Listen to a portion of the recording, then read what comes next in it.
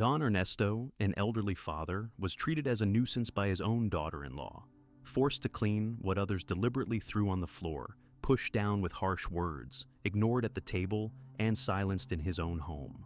Day after day, he endured contempt and cruelty without a single gesture of respect. What would you do if such a man were your father? Tell us where you're watching from, like this story if it moves you, and subscribe. In the upscale Santa Fe district of Mexico City, the kitchen gleamed with cold fluorescent lights while the constant hum of the exhaust hood filled the air. The porcelain tile floor felt icy against Don Ernesto's worn slippers. The smell of chlorine mingled with the bitter aroma of reheated coffee, creating an acrid atmosphere that stung his nostrils. In one corner, an overturned garbage bin spilled moist peels and sticky containers across the pristine floor. Don Ernesto, 78 years old, rolled up the sleeves of his threadbare sweater. With trembling hands that betrayed both age and anxiety, he bent down to collect the dripping bags. The veins on his forearms stood out like blue rivers against pale terrain, mapping a lifetime of hard work. His breath came in short, labored gasps as his knees protested the movement. The blender suddenly roared to life, making him flinch. Valeria, impeccable in her silk blouse and expensive perfume, observed him with raised eyebrows from across the kitchen island. Her manicured fingers tapped impatiently on the marble countertop, the gold watch on her wrist catching the harsh light. "If you're not good for much else, at least keep the house clean," she said, deliberately dropping an empty plate that shattered on the floor. The crash echoed through the kitchen, each fragment a piece of dignity breaking away. The contrast between them was brutal and intentional. Valeria, with her perfect nails and designer clothes.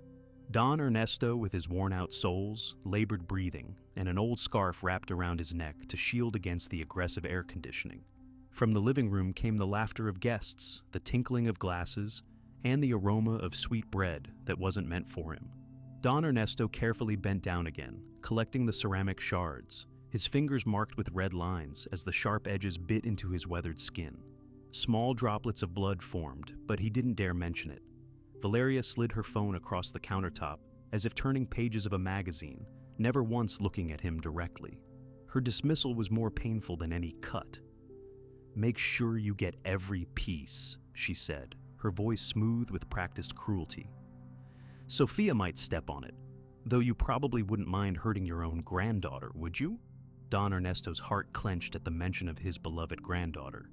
"I would never let harm come to Sophia," he said quietly, his voice barely audible over the mechanical hum of appliances. "What was that?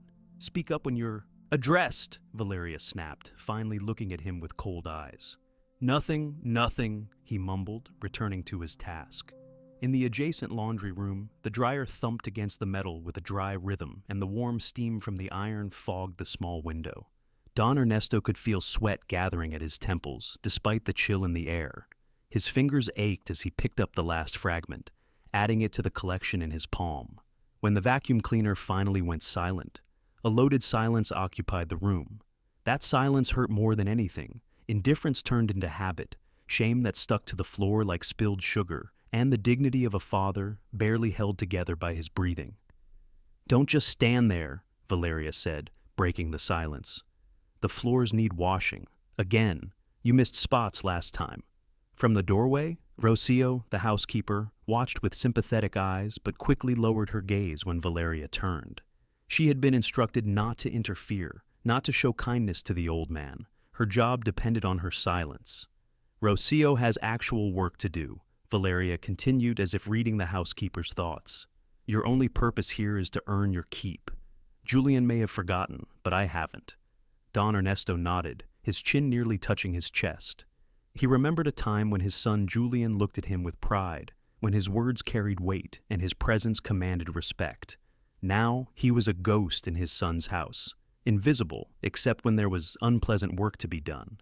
He shuffled to the utility closet, each step heavy with resignation. Behind him, he heard Valeria's phone ring, her voice immediately transforming into honey as she answered, "Hello, my love," to Julian. The performance was flawless. The devoted wife, the perfect hostess, the responsible homemaker. Don Ernesto pulled out the mop and bucket, filling it with hot water that scalded his already damaged hands. He added the harsh chemical cleaner that burned his eyes and made his throat constrict. As he began to clean, he caught his reflection in the chrome of the refrigerator, a bent figure, shoulders curled inward as if to protect what little remained of his heart, eyes downcast, the lines in his face deepened by sorrow. Valeria's voice carried from the living room now, laughing at something Julian said over the phone. "Of course, everything is perfect here. Your father? He's fine, just helping around the house. You know how he likes to feel useful." The lie hung in the air between them when she returned to the kitchen. Don Ernesto continued mopping, pretending he hadn't heard, pretending the words didn't cut deeper than any broken plate could, pretending that somewhere inside, a small flame of hope still flickered, waiting for his son to see the truth. Outside the large windows, Mexico City stretched out in a tapestry of lights and shadows, indifferent to the small drama playing out in this luxury apartment. But within these walls, a war of attrition continued, one that Don Ernesto was losing with each passing day, with each silent humiliation, with each moment his son remained blind to the truth. As evening descended, Valeria left for the dinner party in the living room, leaving Don Ernesto alone in the kitchen with his mop, his pain, and a single question that had no answer. How much longer could he endure? Before the luxury apartment in Santa Fe, there had been a small room in Iztapalapa with whitewashed walls and a corrugated metal roof that sang during rainstorms. Don Ernesto was born in San Martin, Texmelucan, Puebla, arriving in Mexico City with nothing but a sack of bread and a heart beating to the rhythm of the marketplace. The memory of those early days remained vivid, the scent of fresh dough, the weight of flour sacks on his shoulders, the noise and color of the capital that had both frightened and enthralled him. He had been a shoeshine boy, a porter, a baker. He learned to rise before the sun and return home with shoes white with flour long after the stars appeared. His calloused hands told stories of hard work and perseverance, each line a chapter of sacrifice. "Ernesto, your hands are like maps," his wife Luce used to say, tracing the lines with gentle fingers. "They show everywhere you've been, everything you've done for us." Luce would wait for him with a flashlight and a warm soup, her silhouette in the doorway, the beacon that guided him home, until illness took her without asking permission. From that love remained a wooden rosary, smooth from countless prayers, and a wrinkled photograph of Julian in a cap and gown, creased from being carried in his pocket everywhere he went. Julian, his son, became a construction and technology entrepreneur. The millionaire of the neighborhood, people said. Don Ernesto's pride. When Julian married Valeria, from a well-to-do family in Polanco, everyone thought the old man's life would change for the better. Don Ernesto agreed to move to be closer, believing that the big house would be shelter and not a border. Now, sitting on the edge of his narrow bed in the room Julian had reluctantly designated as his, Don Ernesto pulled the rosary from his pocket. The beads were warm from being held, from being worried between his fingers during moments of distress. He closed his eyes and remembered Luce's voice, her laughter, the way she would hum while cooking tortillas on the comal. "You would not recognize our boy now, Luce," he whispered to the empty room. "So important, so busy. But his heart, I don't know if his heart remembers where we came from." A gentle knock interrupted his thoughts. He quickly wiped the moisture from his eyes and tucked the rosary away. "Grandpa?" Sophia's voice was soft, hesitant. "Can I come in?" "Of course, mi tesoro," he answered, his voice immediately warming. The door opened, and 8-year-old Sophia slipped in, her dark braids bouncing with each step. Her eyes, so like Julian's, lit up when she saw him. She carried a tablet under one arm and a book under the other. "I brought you something," she said, climbing onto the bed beside him. "It's a book about Puebla. I asked Dad to get it for me from the library." Don Ernesto's heart swelled. "Did you now? And why would a little Mexico City girl want to read about Puebla?" Sophia leaned against his arm, her small body a comforting warmth. "Because that's where you're from. And I want to know everything about you." He carefully took the book, his fingers gentle on the glossy cover, showing the cathedral and colorful buildings of his home state. "Your father got this for you?" "Yes. He said he wants me to know my roots." Sophia looked up at him with earnest eyes. "Will you tell me stories, Grandpa? About the markets and the bread and the fairs?" Don Ernesto smiled, the first genuine smile in days. "I will tell you everything, pequeña. And someday, I will take you to eat tamales where I learned to live. Promise? Sophia's eyes sparkled with excitement. Promise. He nodded solemnly, sealing a pact between generations. Sophia snuggled closer, opening the tablet. I made something for you too. Look. She played a slideshow of pictures, Don Ernesto as a young man with Luz, Julian as a baby, the small bakery where he had worked for 15 years. Where did you find these? He asked, his voice thick with emotion. Dad had them in a box. He let me scan them. She pointed to a photo of Don Ernesto in front of his first apartment building in Mexico City. He said you were the bravest man he knew, coming to the big city all alone. Don Ernesto blinked rapidly, fighting back tears. Did he say that? Recently? Sophia nodded. Last week, when Mom wasn't around. He looks at these pictures sometimes, in his office when he thinks no one sees. A small seed of hope planted itself in Don Ernesto's heart. Perhaps his son hadn't forgotten everything. Perhaps somewhere beneath the expensive suits and important meetings, Julian remembered the father who had taught him to tie his shoes, who had worked 3 jobs to pay for his education, who had believed in him when no one else did. Your father was always a good boy, Don Ernesto said, stroking Sophia's hair. Smart, hard-working, like you. Mom says I'm too much like you, Sophia confided, her voice dropping to a whisper. She says it like it's bad. Don Ernesto's jaw tightened momentarily before he forced himself to relax. Being like your grandfather is a very good thing, mi tesoro. It means you have a big heart. And calluses, Sophia giggled, taking his weathered hand in her small ones, tracing the hardened skin with curiosity rather than disgust. From downstairs came the sharp voice of Valeria, calling for Sophia. The girl's shoulders tensed immediately. I should go, she said reluctantly. Mom doesn't like me spending too much time up here.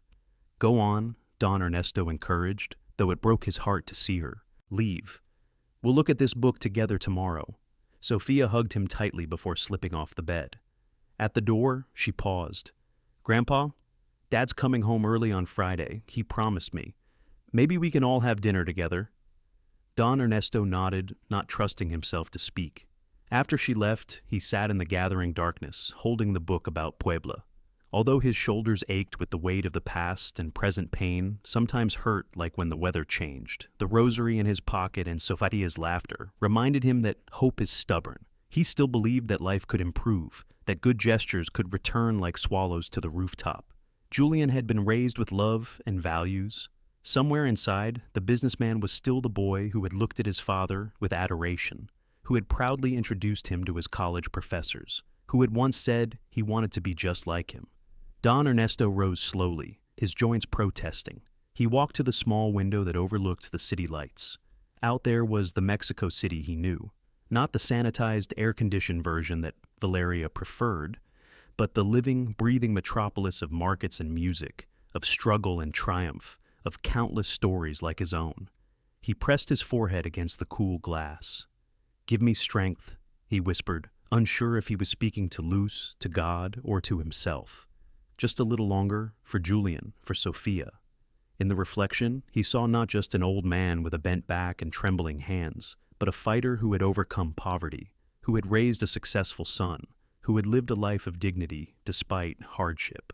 That dignity might be under assault now, but it was not yet defeated, not while he had breath, not while Sophia looked at him with love, not while Julian's blood ran in his veins.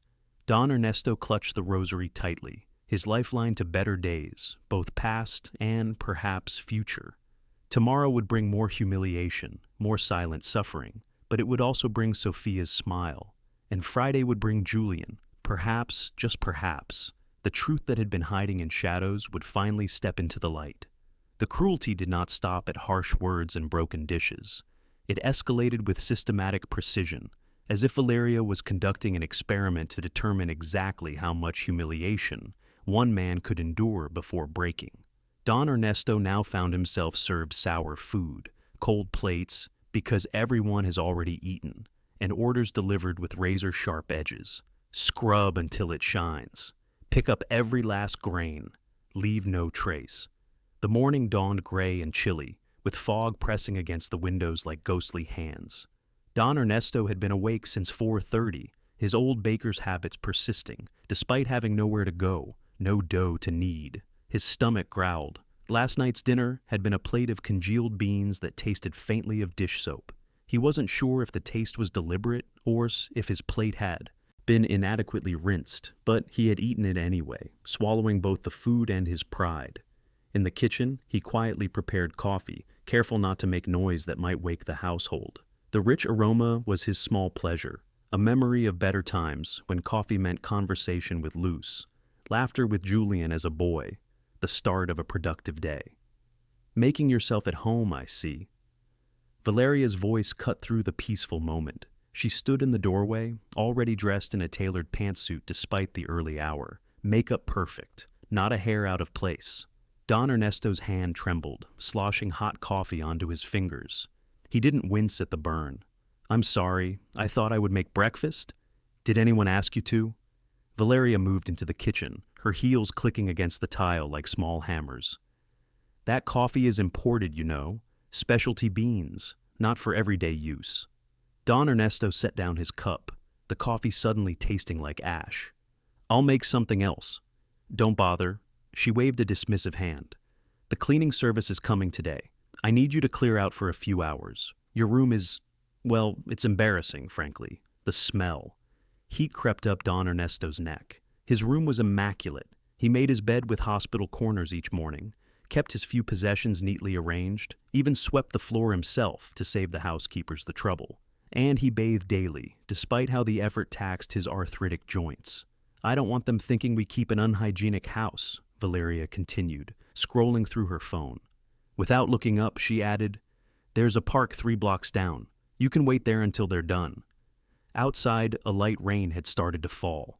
Don Ernesto glanced at the window, at the water streaking the glass. "It's raining," he said softly. "There's a bus shelter." Valeria's tone made it clear the discussion was over. An hour later, Don Ernesto sat on a metal bench at the bus stop, his old jacket providing little protection against the persistent drizzle. Water dripped from the shelter's damaged roof, forming a puddle at his feet. His hands had cracked from the harsh detergents Valeria insisted he use without gloves. "They're expensive and you'll just ruin them." And the cold made the fissures in his skin sting like paper cuts. An elderly woman with a shopping cart sat down beside him, offering a sympathetic smile.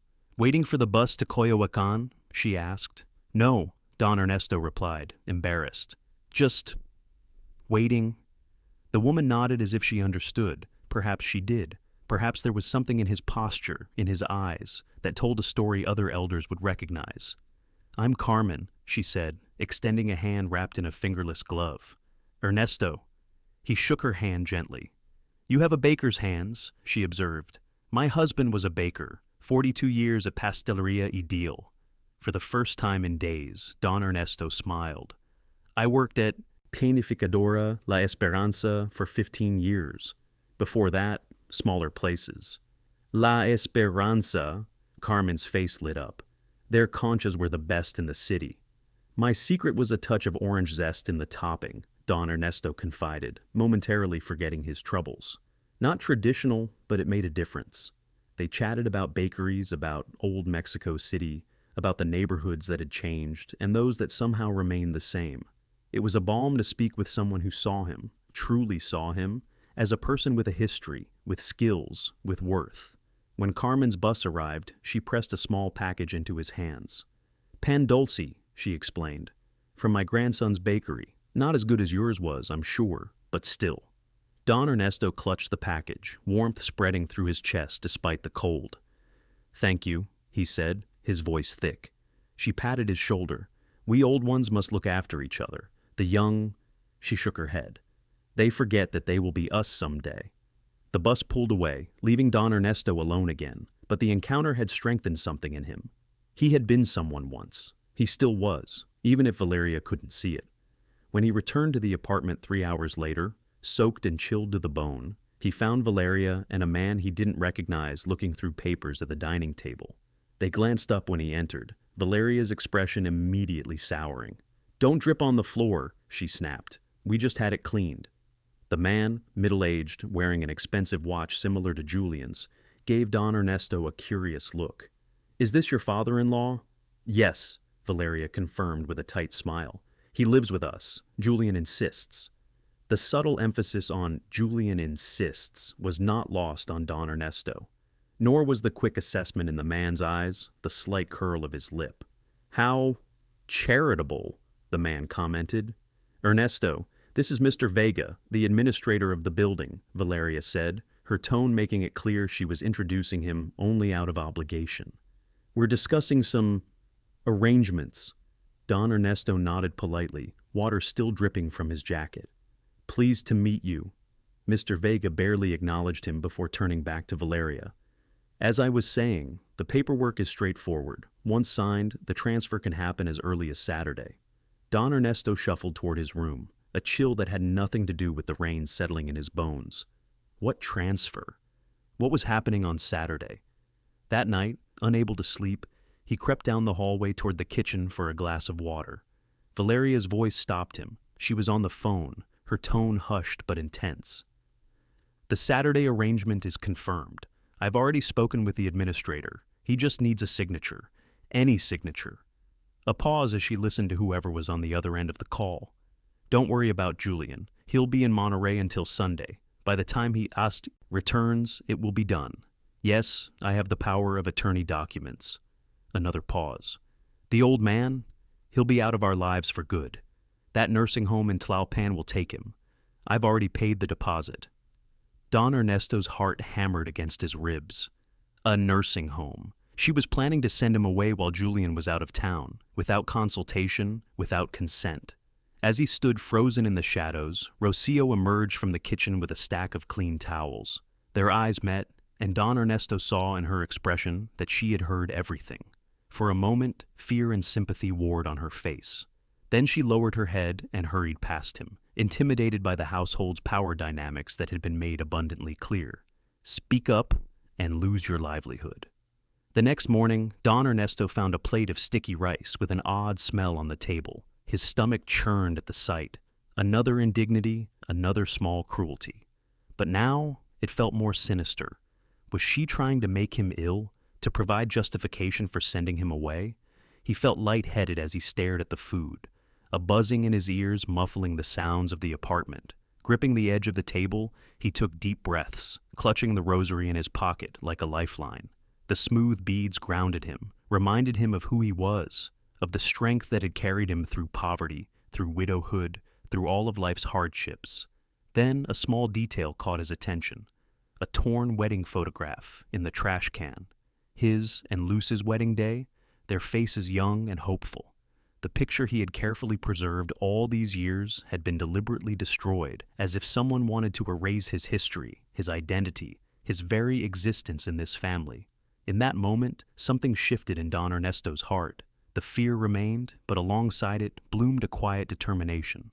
His dignity, the one thing he had protected through all his years of hard work, was under direct attack. And while his body might be frail, his spirit was not. "Papa, are you okay?" Sophia's small voice came from the doorway. She was still in her pajamas, her hair tousled from sleep. Don Ernesto straightened his shoulders, moving away from the suspicious food. "Yes, mi tesoro, I'm fine." He managed a smile for her. "Your father comes home tomorrow, yes?" Sophia nodded, her eyes serious beyond her years. "Friday afternoon. He promised." "Good," Don Ernesto said softly.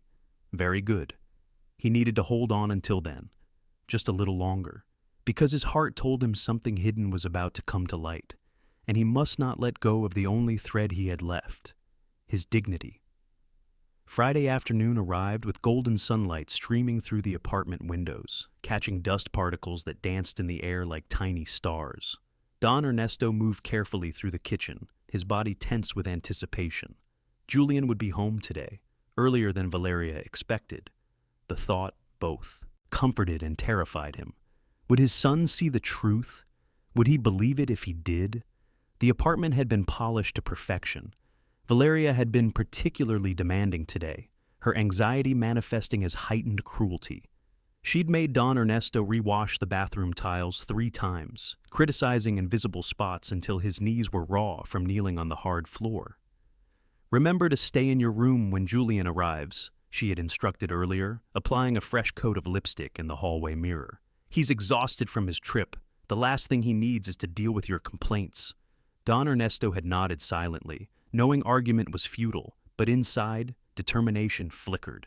Somehow, Julian needed to learn the truth before tomorrow, before Valeria's plan could be executed. The sound of the front door opening sent a jolt through Don Ernesto's body. Julian's voice called out, "Hello? I'm home." Don Ernesto froze by the sink, a glass trembling in his hand. Valeria's heels clicked rapidly across the marble floor as she hurried to greet her husband. "Darling, you're early. I wasn't expecting you until 6. Her voice transformed into the sweet, affectionate tone she reserved exclusively for Julian. "The meeting ended sooner than expected, and I missed my girls." Julian's warm laugh carried into the kitchen. "Where's Sophia?" "At her piano lesson. She'll be back by dinner." A pause. "Why don't you rest? I'll bring you something to drink." Don Ernesto set down the glass, his heart pounding. He should retreat to his room as instructed, avoid creating tension. But the torn wedding photo, the suspicious food, the conversation about the nursing home, all of it propelled him forward. As he stepped toward the doorway, a loud crash echoed through the apartment. A glass had fallen from the countertop, shattering on the kitchen floor. "What was that?" Julian's voice grew closer. Don Ernesto stared at the broken glass, paralyzed. Within seconds, both Julian and Valeria appeared in the doorway. "Dad?" Julian looked surprised to see him. "Are you okay?" Before Don Ernesto could answer, Valeria interjected smoothly. "Your father is so clumsy these days. He drops everything." Her smile was tight. "Don't worry, he'll clean it up." Julian frowned slightly, taking in the scene. His father, thin and pale, standing amid broken glass. Valeria, immaculate and controlled, issuing orders with a smile. "Why is that plate on the floor?" Julian asked, his voice unusually quiet. Valeria's smile didn't waver. "Your father is careless. It slipped from his hands."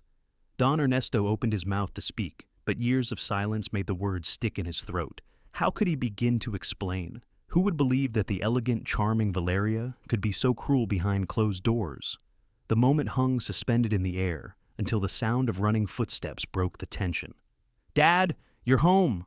Sophia burst into the kitchen, her face flushed. With excitement, her school uniform slightly rumpled. Behind her came her piano teacher, apologizing for the early return. Sophia halted at the sight of the broken glass, her eyes darting between the adults. "Sophia, careful of the glass," Julian warned, moving toward his daughter. Sophia stepped back, but her attention had shifted to the tablet clutched in her hands. "Dad, I need to show you something. It's important." Valeria's expression hardened. "Sophia, not now. Your father just got home. And how many times have I told you not to run in the house? Give me that tablet. You've had enough screen time today." Sophia clutched the device tighter, her small jaw set in determination. "No, I need to show Dad what you did." The room went still. Don Ernesto felt his breath catch. Julian looked between his daughter and his wife, confusion evident on his face. "What is she talking about?" he asked Valeria. "Nothing. Children and their imaginations."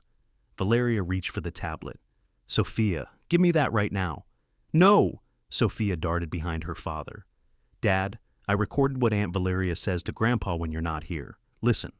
Before Valeria could intervene, Sophia's small fingers pressed play. The tablet speaker filled the kitchen with Valeria's voice, harsh, contemptuous, nothing like the honeyed tones she used with Julian. "You worthless old man. You're nothing but a burden. Julian only keeps you here out of obligation. No one wants you here." Another clip began immediately after. "If you tell Julian about any of this, I'll make sure you never see Sophia again. You think he'd believe you over me? Don't be pathetic." Julian's face drained of color as more recordings played. Valeria ordering Don Ernesto to scrub floors until his hands bled, threatening to send him away, mocking his memories of Luz. "Stop that this instant!" Valeria lunged for the tablet, but Julian held up his hand, his expression thunderous. "How long has this been going on?" he asked, his voice dangerously quiet. Don Ernesto stood motionless, trembling slightly. The truth was out now, exposed in the harsh kitchen light. "Julian, surely you don't believe," Valeria began, her tone incredulous. "I asked you a question." Julian's words cut through her protest like a knife. How long have you been treating my father this way? Valeria's face transformed, her mask slipping to reveal calculation beneath. Your father is difficult. You don't see how he behaves when you're gone. He's manipulating Sophia, turning her against me. From the doorway came a small, hesitant voice. Senor Julian? All eyes turned to see Rocio, the housekeeper, standing with her hands clasped tightly together. She looked terrified, but determined. I'm sorry to interrupt, but... She took a deep breath. What the Niña recorded is true. I've seen it all. The Senora, she makes your father clean until his hands bleed. She serves him spoiled food. She makes him wait outside in the rain. You're fired, Valeria hissed, her composure cracking completely. No, she's not, Julian said firmly. He turned to Rocio. Is there more I should know? Rocio nodded, pulling out her phone with shaking hands. I saved these messages from the Senora. She asked me to help her take your father to a nursing home tomorrow while you're in Monterrey. She showed Julian the screen. She told me to lie to you about where he went. Julian read the messages, his jaw tightening with each swipe of his finger. When he looked up, his eyes locked with his father's. Don Ernesto saw something break in his son's expression. The illusion of the perfect family, the blind trust in his wife, the assumption that all was well in his carefully constructed world. Dad, Julian said softly, crossing the room to stand before his father. Why didn't you tell me? Don Ernesto felt tears press against his eyelids. How could I? She is your wife. You love her. I didn't want to come between you. Show him your hands, Grandpa, Sophia urged quietly. Slowly, Don Ernesto held out his hands, cracked, red, with small wounds that hadn't healed properly. Julian took them gently in his own, examining the damage. His expression shifted from shock to grief to a cold, contained anger. We need to talk, he said to Valeria, his voice leaving no room for argument. Sophia, take Grandpa to the living room. Rocio, could you please make him some tea? As Don Ernesto was led from the kitchen by his granddaughter, he felt a strange lightness. The truth had finally emerged from the shadows. For better or worse, his son now knew. The heavy secret he'd carried was no longer his alone to bear. Behind him, he heard Julian's voice, low and controlled. Explain yourself. Now. And for the first time in months, Don Ernesto allowed himself to hope, not just for escape from cruelty, but for justice. Sunday arrived with a crystalline blue sky that seemed to mock the tension within the apartment. The living room had been arranged for Sophia's birthday celebration. Colorful balloons floated against the ceiling, a stack of wrapped presents occupied one corner, and the dining table was set with the good china. The scent of chocolate cake wafted from the kitchen where Rocio worked, now reinstated with an apology and a raise. Guests would arrive in an hour, cousins, neighbors, a few of Sophia's school friends. None knew of the storm that had swept through the family over the past 36 hours. In his room, Don Ernesto adjusted the collar of his new shirt, a gift from Julian, delivered that morning with a handwritten note. For my father, with love and deepest apologies. The fabric was soft against his skin, the fit perfect. He ran a hand over his freshly trimmed hair and straightened his shoulders, preparing to face the day with newfound dignity. The confrontation between Julian and Valeria had raged late into Friday night. Don Ernesto had heard raised voices, doors slamming, periods of tense silence followed by renewed argument. By Saturday morning, Valeria had moved into the guest room, her face a mask of cold fury. Julian had spent the day making calls, reviewing documents, and sitting with his father in long, painful conversations that released years of unspoken hurt and misunderstanding. I failed you, Julian had admitted, his voice breaking. I was so busy with work, with success, with appearances, that I didn't see what was happening right under my nose. You didn't know, Don Ernesto had replied gently. I should have known. I should have seen. Julian's eyes had filled with tears. The way she spoke about you, the little comments, I dismissed them. I told myself she was just adjusting to having you here. I never imagined. Now, as Don Ernesto made his way down the hallway toward the living room, he heard Julian's voice, calm, measured, but with an undercurrent of steel that reminded him of himself in younger days. The guests will be here soon. I expect you to behave with absolute dignity today. This is Sophia's birthday, and nothing will spoil it for her. Valeria's response was too quiet to hear, but her tone dripped with resentment. Don Ernesto paused, unsure whether to enter. The decision was made for him when Sophia bounded around the corner, resplendent in a party dress of deep blue. "Grandpa, you look so handsome!" She took his hand, pulling him forward. "Come see the cake Rocio made. It has 3 layers." Don Ernesto allowed himself to be led into the living room, where Julian and Valeria stood in stiff silence. Julian's face softened at the sight of his father and daughter together. "Dad, you look great," he said warmly. "That color suits you." Valeria said nothing, her eyes fixed on a point above their heads. She wore an elegant dress and perfect makeup, but nothing could disguise the cold fury in her expression, or the fact that she had been crying.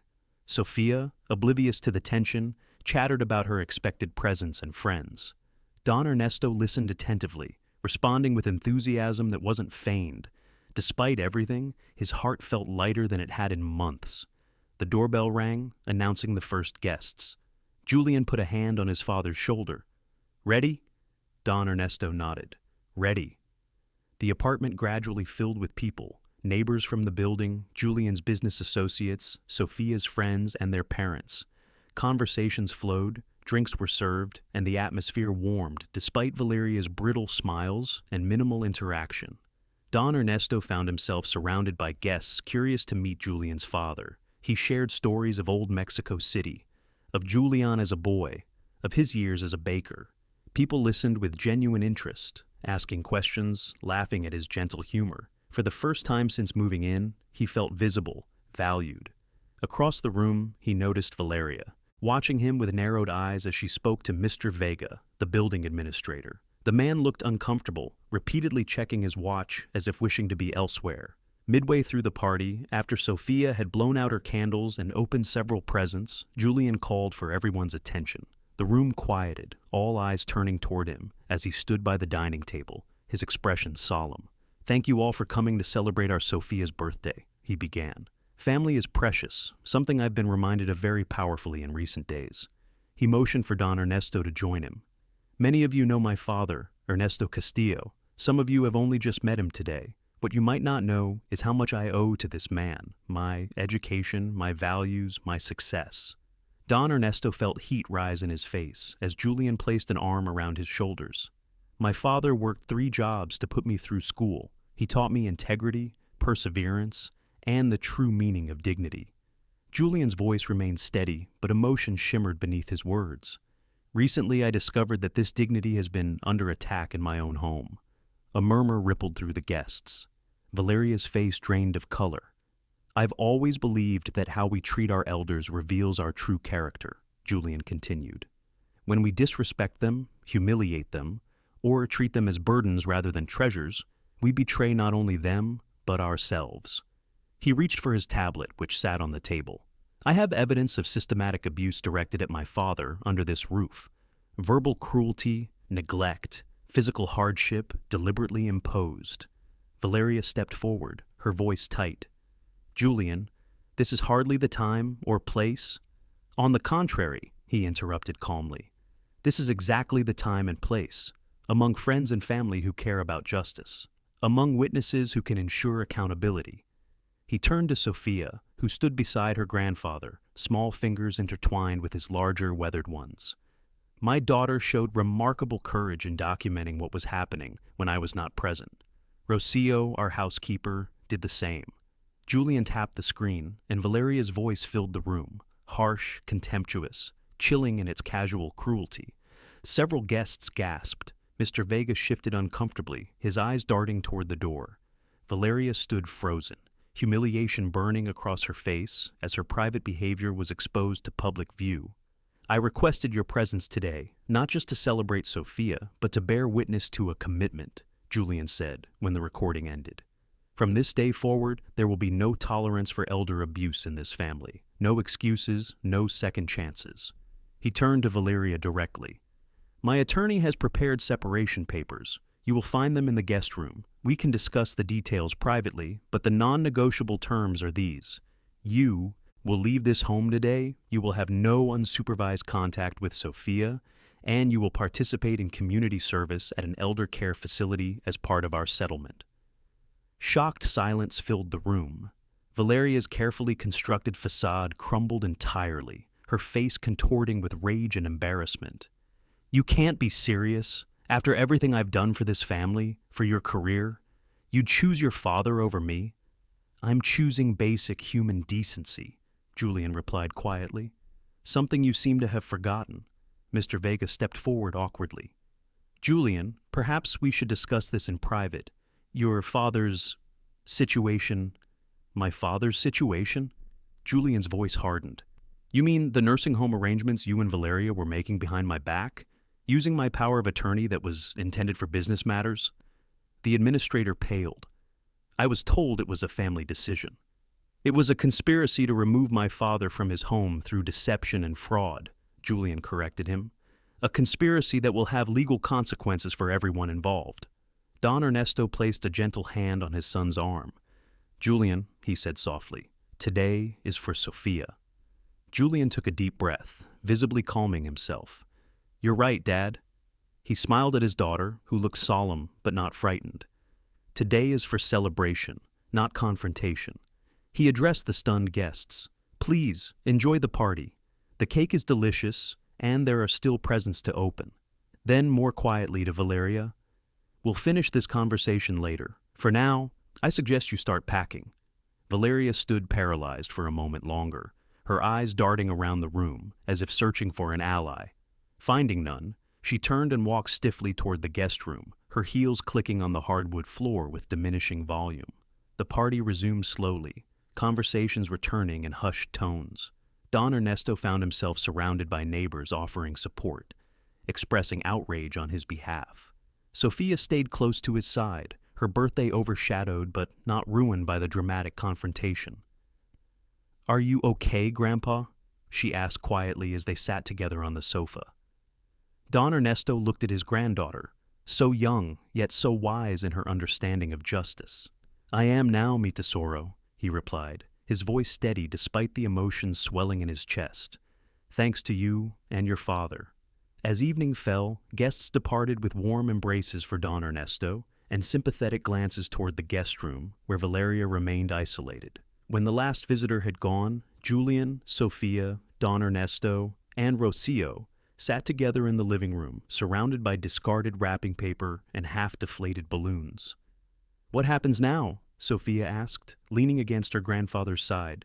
Julian looked at his father, his expression open and vulnerable in a way it hadn't been for years. "We rebuild," he said simply. "As a family?" Don Ernesto nodded, feeling the weight of months of humiliation beginning to lift from his shoulders. Outside, Mexico City's lights sparkled against the darkening sky, a constellation of possibilities. Inside, the apartment felt different, no longer a place of hidden cruelties, but a space where dignity could once again flourish. "As a family," he repeated, the words a promise and a prayer. The weeks that followed brought swift and decisive consequences. Julian's attorney filed a formal complaint for elder abuse, submitting the recordings and testimony from both Rocio and Sophia as evidence. The judicial process, often slow and cumbersome, moved with surprising efficiency, propelled perhaps by Julian's influence but also by the clarity of the case. On a crisp morning in early autumn, Don Ernesto sat in the courthouse in downtown Mexico City, his hands folded calmly in his lap. The polished wooden benches felt cool beneath him, and the high ceiling amplified every cough, every whispered conversation. Julian sat beside him in a tailored suit, his posture straight, but his leg bouncing slightly, the only sign of his tension. "Are you sure you want to be here for this?" Julian asked quietly. "The lawyer says your presence isn't required today." Don Ernesto nodded. "I need to see it through," he replied, "for my own peace." Across the aisle, Valeria sat with her own attorney, her elegant appearance slightly diminished by the strain of recent weeks.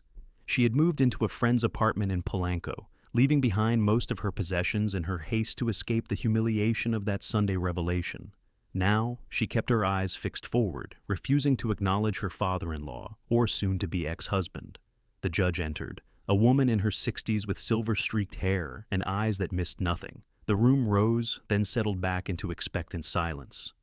In the matter of protective measures for Ernesto Castillo Rojas, she began without preamble, This court has reviewed the evidence presented, including audio and video recordings, witness testimony, and medical reports documenting injuries consistent with the allegations of neglect and psychological abuse.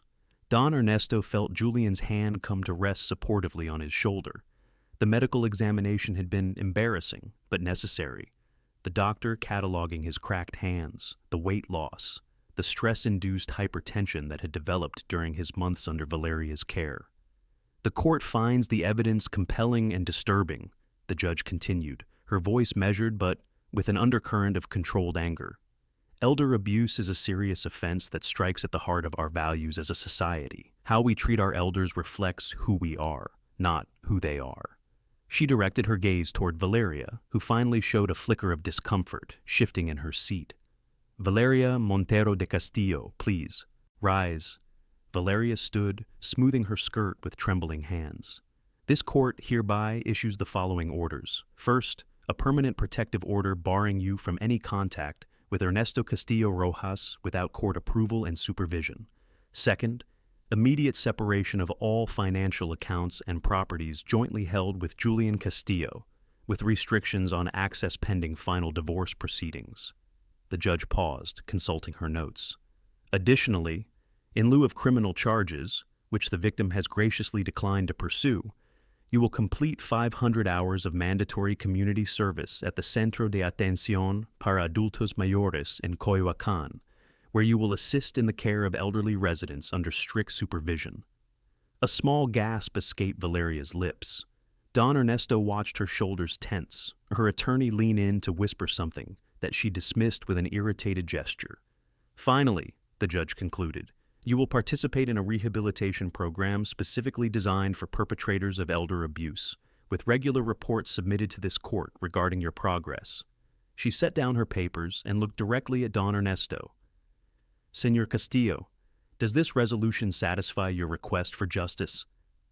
Don Ernesto stood slowly, straightening to his full height, no longer diminished by fear or shame.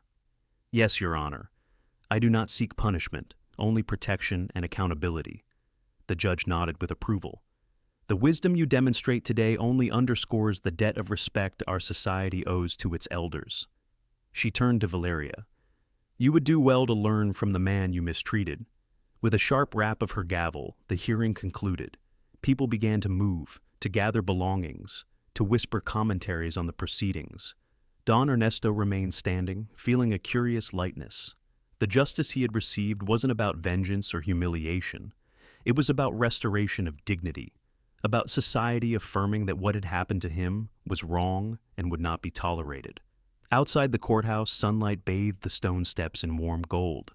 Julian loosened his tie, relief evident in the relaxation of his features. It's over, he said simply. Not over, Don Ernesto corrected gently. Beginning again, perhaps? They walked together toward the car where Rocio waited with Sophia, who had been spared the courtroom proceedings but insisted on coming to support her grandfather. As they approached, she bounded out of the vehicle, her face anxious. What happened? Did the judge believe you? Is the mean lady going to jail? Don Ernesto chuckled, lifting his granddaughter into a hug despite the protest of his aging joints. The judge believed us, yes, and no, your Aunt Valeria is not going to jail. She's going to learn how to be kinder to older people. Sophia processed this information with a thoughtful frown. Do you think she can learn? Mama always said some people just have bad hearts. Julian and Don Ernesto exchanged glances over her head, a moment of silent acknowledgement of Luce's wisdom. I don't know if she can change, Don Ernesto answered honestly, but she will have the opportunity. And in the meantime, we are safe and together. The drive home took them through familiar streets, past the bakery where Don Ernesto had once worked, around the Zocalo with its imposing cathedral, alongside parks where vendors sold elotes and children played. Mexico City unfolded around them in its complex tapestry of old and new, poverty and wealth, tradition and innovation. I was thinking, Julian said as they approached the apartment building, that maybe this place doesn't feel like home anymore. Too many difficult memories. Don Ernesto looked at his son in surprise. Where would we go? I've been looking at houses in Coyoacán, near the market you used to take me to as a child. There's one with a garden where Sophia could play, and a separate casita where you could have your own space but still be close. A garden? Don Ernesto's voice softened. Luz had always wanted a garden. And a proper kitchen, Julian added with a smile. Big enough for teaching Sophia all your baking secrets. The apartment building came into view, its modern glass facade no longer intimidating, but simply a place, a structure soon to be left behind. Mr. Vegas stood near the entrance, his expression anxious as he spotted their car. Julian had initiated an investigation into the administrator's role in Valeria's scheme, and the consequences for his career would be significant. "Should I stop?" Julian asked, noting his father's gaze. Don Ernesto shook his head. "No need. Justice doesn't require confrontation, only truth." They pulled into the underground parking garage and made their way upstairs. The apartment felt different now, lighter, more spacious, as if the absence of cruelty had physically expanded the rooms. Rocio had prepared a late lunch, the table set with colorful dishes and fresh flowers. "A celebration," she explained with a shy smile, "for justice." They settled around the table, Julian, Sophia, Don Ernesto, and Rocio, whose role had evolved from employee to something closer to family. The food was simple but abundant: chiles rellenos, fresh tortillas, a salad of nopals and tomatoes, and horchata in frosted glasses. "I have something for you, Grandpa," Sophia announced, disappearing briefly before returning with a clumsily wrapped package. Don Ernesto opened it carefully to find a framed photograph, his wedding portrait with Luz, carefully restored and placed in a new silver frame. "Dad helped me fix it," Sophia explained. "We found all the pieces in the trash and taped them together, then scanned it and made it perfect again." Don Ernesto ran his fingers over the glass, over Luz's young, smiling face. "Nothing is ever truly lost when it is remembered with love," he said softly. Julian raised his glass. "To remembering, to justice, to family." They touched glasses, the sound clear and bright in the sunlit room. Don Ernesto looked around the table, at his son, whose eyes had finally been opened, at his granddaughter, whose courage had sparked change, at Rocio, whose quiet solidarity had helped truth emerge. He thought of the new house in Coyoacan, of gardens and kitchens and fresh beginnings. Later that evening, as sunset painted the sky in shades of orange and pink, Don Ernesto stood on the balcony, his hands resting comfortably on the railing. His fingers, once cracked and painful, were healing, a physical manifestation of the broader recovery taking place in his life and spirit. Inside, he could hear Sophia practicing her piano, Julian on the phone making arrangements for their move, Rocio singing softly in the kitchen as she prepared tomorrow's breakfast dough to rise overnight, just as he had taught her, in the way he had learned decades ago in his first bakery job. The city stretched before him, a vast constellation of lights and lives and stories. Somewhere in that expanse, Valeria was beginning her own journey, of consequences, of potential redemption, of learning the lesson that had been delivered not through cruelty, but through justice. Don Ernesto reached into his pocket for the rosary, its beads warm and familiar against his skin. He didn't need to pray for strength anymore. That prayer had been answered. Instead, he offered gratitude for restoration, for the proof that in this world where cruelty often seemed to triumph, dignity and justice could still prevail. As night settled fully over Mexico City, Don Ernesto returned inside to his family, closing the balcony door on the past and walking toward a future where his voice had been restored, his worth acknowledged, his place secured. The final phrase that had resonated through the courtroom earlier that day echoed in his mind, a truth hard-won but unshakable. Dignity is not requested, it is defended.